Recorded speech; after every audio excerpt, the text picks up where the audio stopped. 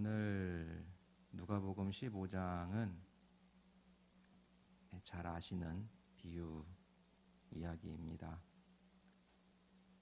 예수님께서 이 비유를 말씀하신 그 배경이 오늘 본문 1절, 2절 이렇게 나와 있는데요.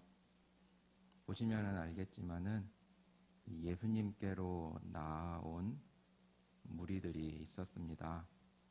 그 무리들은 두 종류의 무리들이었어요.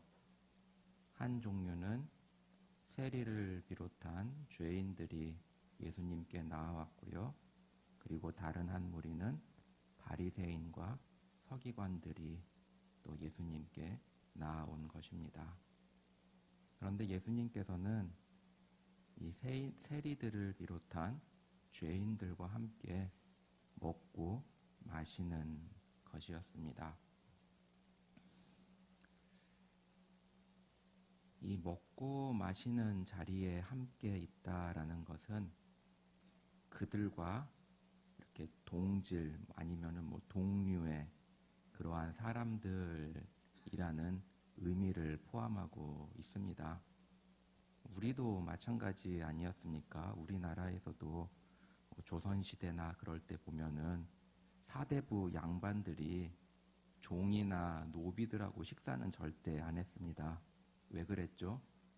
그렇게 된다는 것은 사대부의 그 신분이 종과 노비와 같이 그렇게 낮아지는 그러한 체면의 급하락 이런 것이 있기 때문이었습니다. 마찬가지였습니다. 이 이스라엘에서도 유대인들, 정통 유대인인 예수 그리스도께서 죄인들, 세리들과 함께 먹고 마신다라는 것은 그 당시에 사람들의 생각에 있어서는 가히 정말 상상할 수 없는 그러한 일들이었죠. 근데 그러한 모습을 보면서 바리새인들과 서기관들은 투덜대며 이렇게 굉장히 나쁘게 예수님을 이렇게 폄하하고 이렇게 말을 합니다. 그때 예수님께서 말씀하신 이 비유가 바로 오늘 본문에 우리가 읽은 비유예요. 근데 이 예수님께서 오늘 본문 3절에서 비유로 말씀하시되라고 하셨는데요. 근데 마태복음이나 마가복음에서는 예수님께서 비유로 말씀하셨다라고 했을 때 우리말 성경에는 비유라는 이러한 단수격으로 사용이 됐지만 영어 성경이나 원어 성경을 보면은 비유들이라고 이렇게 말씀하시면서 여러 비유들을 말씀하셨습니다. 그런데 오늘 누가복음 오늘 3절에서 보면은 예수님께서 비유로 말씀하시되라고 하신 이 비유는 이상하게도 단수로 쓰였어요. 그러니까 원어 성경에도 단수로 쓰였고 그리고 영어 성경에도 마찬가지로 그냥 비유라고 했습니다. 그렇게 봤을 때 어쩌면은 우리가 읽은 잃은 양 그리고 잃어버린 드라크마 그리고 돌아온 탕자 이 비유는 마치 하나의 이 비유라고 볼 수도 있다라는 거예요. 그런데 또 그렇게 볼 수도 있는 이유가 왜 그러냐면은 그 세 가지가 다루는 주제가 다 비슷비슷하다라는 것입니다. 이 잃어버린 양, 잃은 드라크마 그리고 잃어버린 아들이 그 비유가 각각의 독립적인 주제를 가지고 교훈을 주는 그러한 비유가 아니라 이 세 개의 비유가 마치 무엇인가 하나의 큰 주제를 가지고 아니면 그러한 교훈을 가지고 있다라는 것을 우리가 보게 된다라는 겁니다. 그래서 첫 번째 비유는 바로 잃은 양 비유입니다. 이 양이라는 동물은 우리나라에서는 참 자주 쉽게 접할 수 있는 동물은 아니에요. 우리 여기에 계신 우리 권사님들, 또 이렇게 연로하신 우리 집사님들은 어쩌면 보셨을지도 모르겠지만 저의 시대만 해서도 양을 본다는 것은 동물원에나 가야 볼 수 있는 그러한 것이었습니다. 이 양은 그 역사가 오래됐다고 해요. 그래서 사전에 찾아보니까 이 양은 이 가축으로서 이 인간에게 길들여진 가장 오래된 동물 중에 하나라고 합니다. 그 다른 하나는 개라고 해요. 그러니까 이 개와 양은 인간에게 있어서 가장 오래전부터 길들여진 동물이라고 하는데요. 근데 성경에도 나옵니다. 바로 아벨, 아담과 하와에게서 태어난 그 아들 아벨이 무엇을 했냐면은 양을 치는 목자였잖아요. 그러고 보면 이 양의 그 역사는 참으로 오래됐는데요.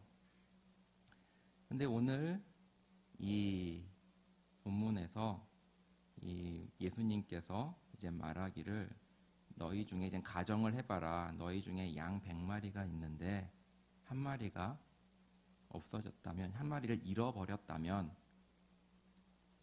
그 양을 한 마리를 찾아 나서지 않겠느냐라고 이렇게 말씀하시는 것입니다.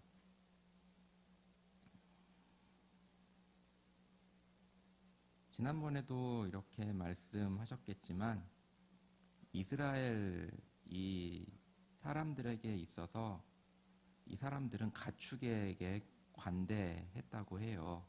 그래서 마태복음 12장에 보면은 이 양이 주일날 안식일날 구덩이에 빠지면 건져내지 않겠느냐라고 물어보시고, 또 누가복음 13장에 보면은 소와 나귀가 목마르면은 안식일날 풀어서 물 먹이지 아니하겠느냐라고 하시는 그 말씀을 통해서도 그렇게 이스라엘 사람에게 있어서 이스라엘 사람들이 이러한 가축에게 있어서는 관대했구나라는 것을 우리는 보게 됩니다. 그리고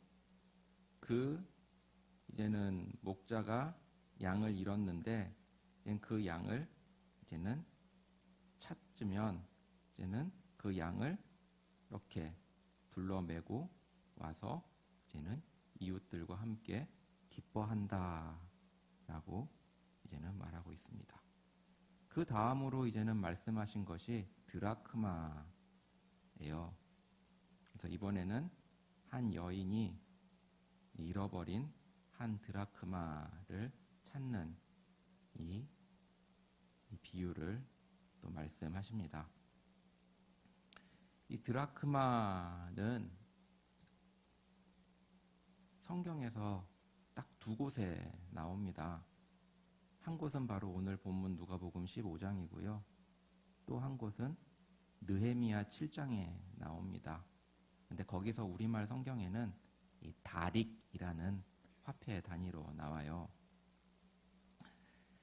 이 드라크마라는 것은 이 그리스의 화폐 단위입니다.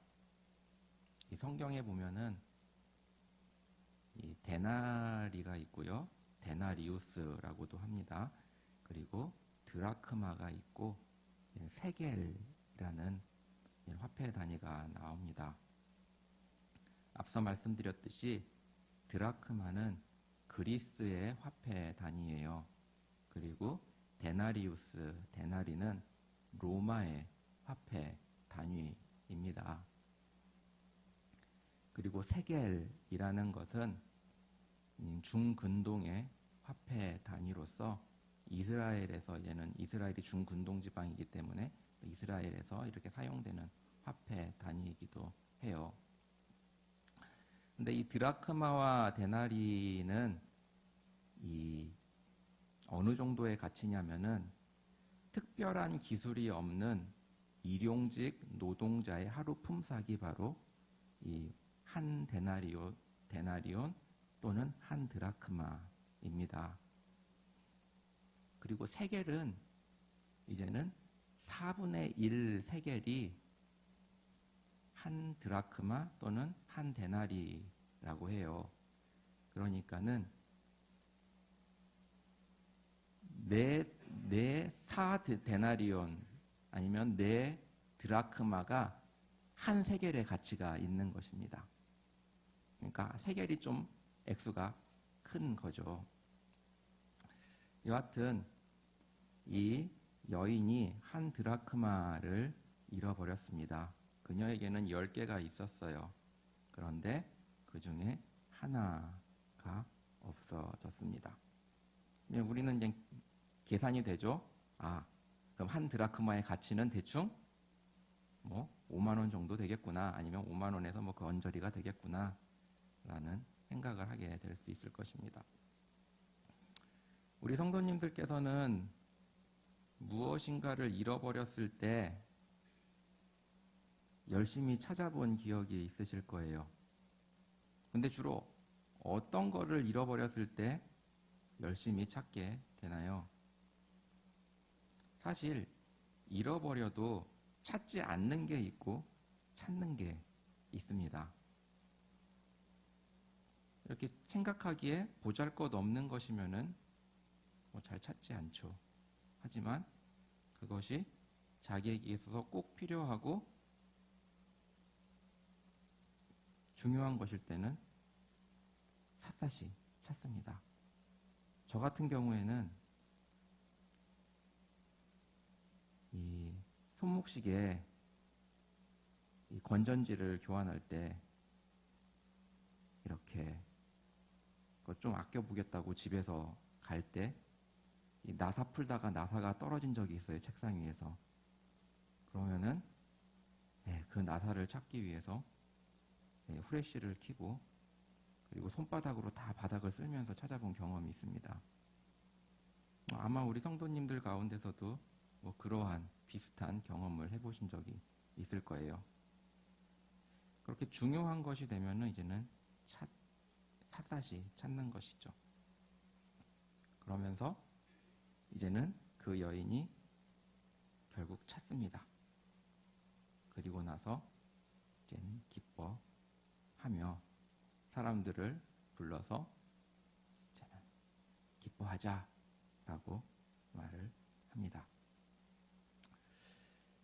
이 잃은 양과 그리고 잃은 드라크마 사이에는 굉장히 많은 이 유사점을 성경은 말씀하고 있어요. 그래서 보면은 4절에서 하나를 잃으면이라고 하고 있고요. 그리고 8절에서도 그 드라크마 중에 하나를 잃으면이라고 하고 있습니다. 그리고 4절에서도 그것을 찾도록, 그러니까 이것은 찾을 때까지라는 말입니다. 그리고 드라크마에서도 8절에 보면은 찾도록, 이 역시도 찾을 때까지라는 거예요. 그렇게 찾는다라는 것입니다. 그리고 찾으면은 6절에서 벗과 이웃들을 부르고 나와 함께 즐기자라고 하고요.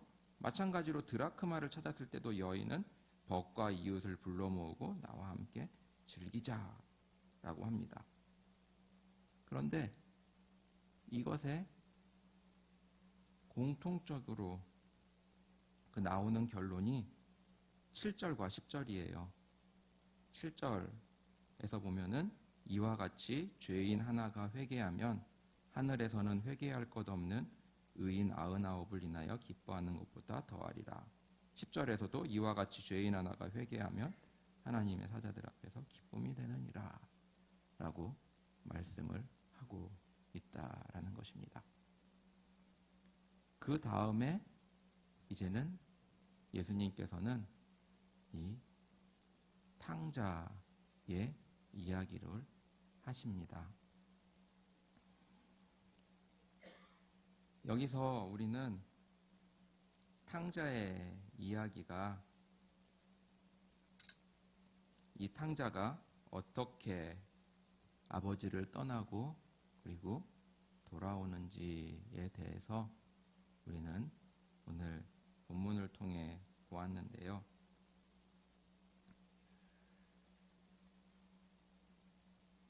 우리가 이 탕자 비유는 너무나 잘 알고 많이 들었던 부분입니다. 그렇기 때문에 이 탕자가 그 아버지에게 재산을 달라고 한 것이 어떠한 의미를 내포하고 있는지 이런 것들은 우리는 잘 알고 있어요. 그런데 이 탕자가 이제는 굶어 죽기까지 빈궁해졌을 때 이제는 탕자가 하는 말이 18절입니다. 18절 한번 같이 읽어볼까요? 내가 일어나 아버지께 가서 이르기를 아버지여 내가 하늘과 아버지께 죄를 얻었사오니. 여기서 보면 내가 하늘과 아버지께 죄를 얻었다, 죄를 지었다라고 말하고 있습니다. 그런데 이 똑같은 말을 21절에도 아버지를 만났을 때 하고 있어요. 이렇게 말하죠. 21절에 보면 내가 하늘과 아버지께 죄를 얻었다, 죄를 지었다라고 말합니다. 유대인의 사상에 있어서 하늘은 하나님의 완곡 어법입니다. 그러니까 하늘에 죄를 지었다라는 것은 하나님께 죄를 지었다라는 거예요. 그러면은 여기서는 하나님이 등장합니다. 그러면은 우리는 여기서 그럼 아버지가 우리 주님, 예수님일 수도 있구나라고 생각을 할 수 있다라는 거예요.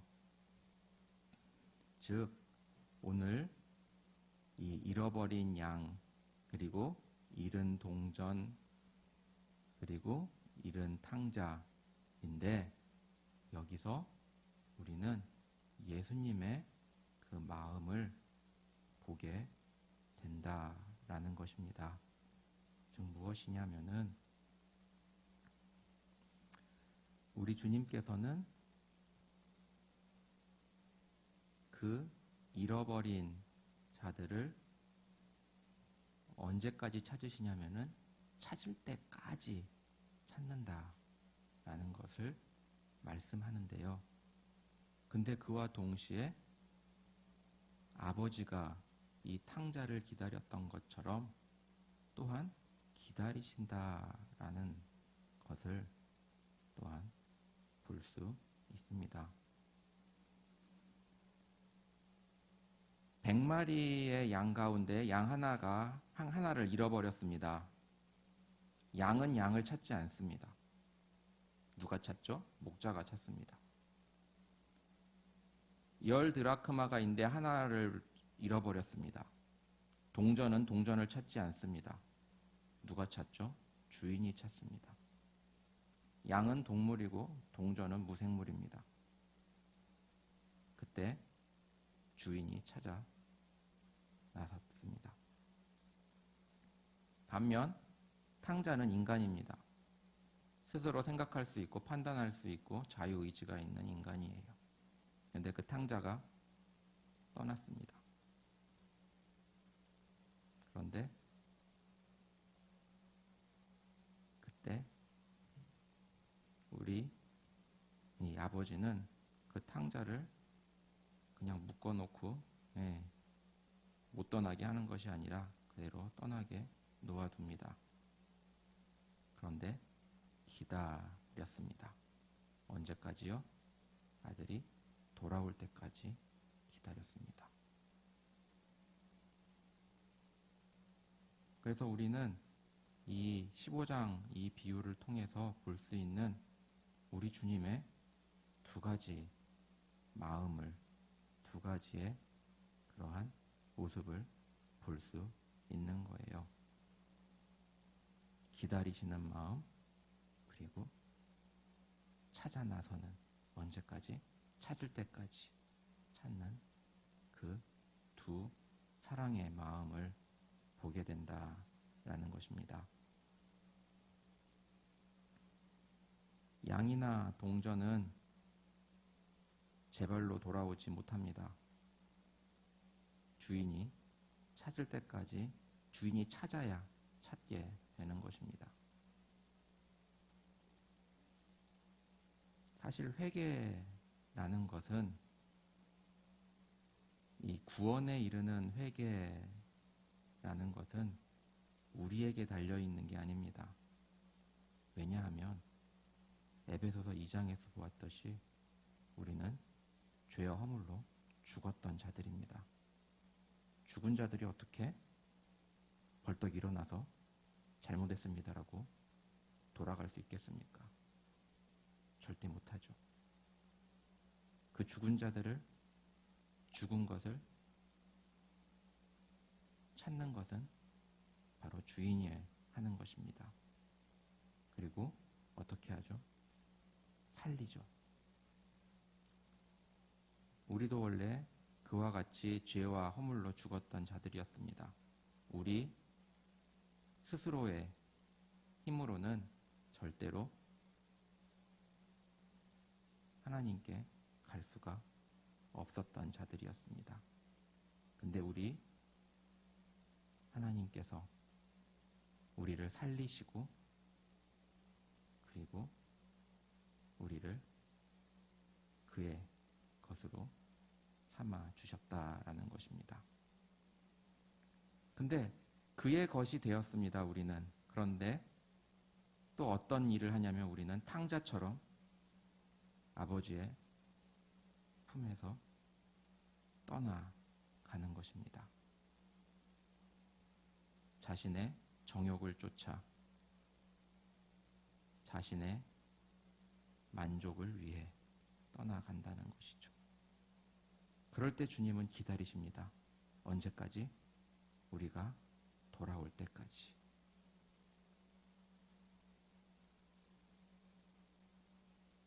우리가 탕자가 돌아왔을 때 이 아버지는 달려가 그 탕자에게 끝없는 입맞춤을 하고 안고 그렇게 합니다.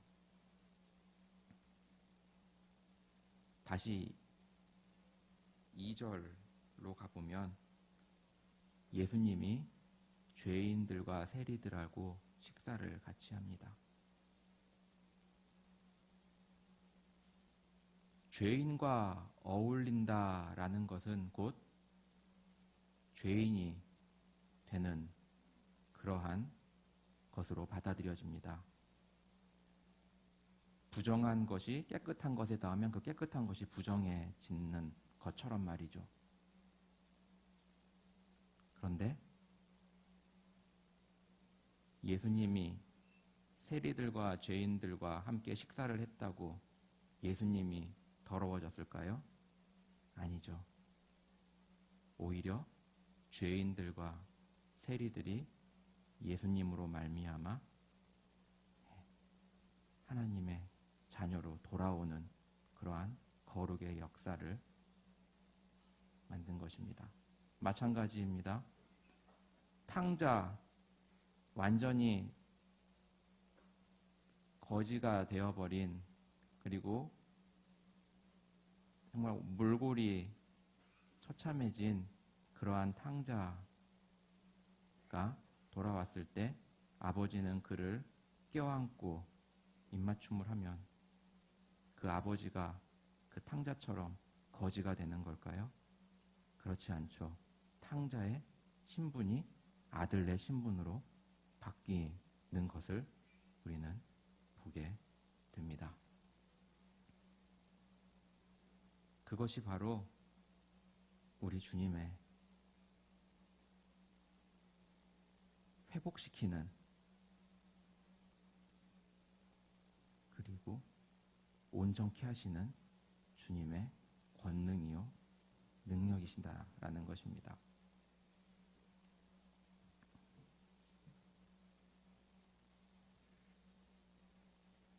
우리 이 아버지가 이 탕자를 멀리서 보았을 때 이 아버지는 달려갑니다. 들어보셨죠? 옛날 유대 사회에서 신분이 지체 높은 어른이 이 달려간다는 것은 별로 그렇게 썩 좋아 보이는 것도 아니고 그리고 잘 하지도 않는 일입니다. 우리나라 조선시대만 해도 양반이 달린다라는 것은 굉장한 체면의 손상을 가져오는 것이었죠. 이 아버지가 달리기 위해서는 이 길게 느려뜨려진 겉옷을 움켜잡고 위로 올린 다음에 달려야 했습니다. 즉 다리가 드러나는 그러한 상황까지도 일어나는 것이죠. 유대 사회에서 하체가 드러난다라는 것은 굉장한 치욕적인 일이었습니다. 그런데 그 아버지는 그것과 아랑곳하지 않고 자신의 하체를 드러나면서까지 그 아들에게 달려가고 그 아들을 품에 안습니다.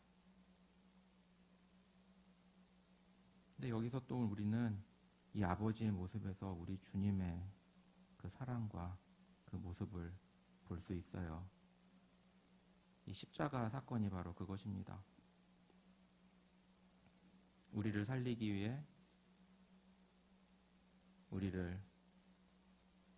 우리의 지위를 다시 아버지의 자녀로 회복시키시기 위해 주님께서 당하셨던 수치는 그 아버지가 하체를 드러낸 것보다 더한 것이었어요. 사실 우리가 이러한 성화에서나 보듯이 예수님의 십자가에 보면은 예수님은 이 아랫도리는 가리고 있잖아요. 근데 사실 그것은 하나의 그냥 그려놓은 것 뿐이고 당시의 십자가형은 완전히 발가벗긴 상태에서 모든 수치를 드러내는 그러한 참형이었습니다.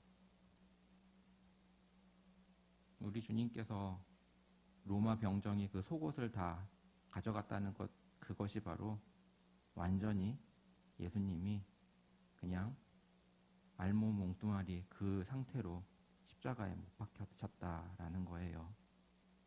그 수치를 우리 예수님께서는 우리를 자녀로 회복시키시기 위해 그 수치를 당하셨다라는 것입니다. 이러한 정말 우리는 상상할 수도 없는 사랑을 우리는 받았습니다. 그 사랑을 받은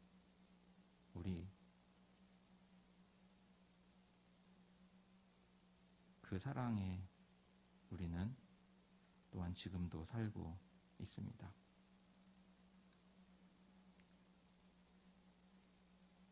이 주님의 마음이 우리 안에 있기를 원합니다. 우리 주님께서 대로 죽었고 그랬던 우리를 살리셨고 또 살아났지만 또 탕자처럼 또 허물과 죄로 죽을 수밖에 없는 저희를 여전히 기다리시면서 끝까지 사랑하시고 그렇게 우리를 사랑하시는 그 주님의 사랑에 감사하며 살아가는 우리 모든 성도님들 되기를 주님의 이름으로 축원합니다. 기도하겠습니다.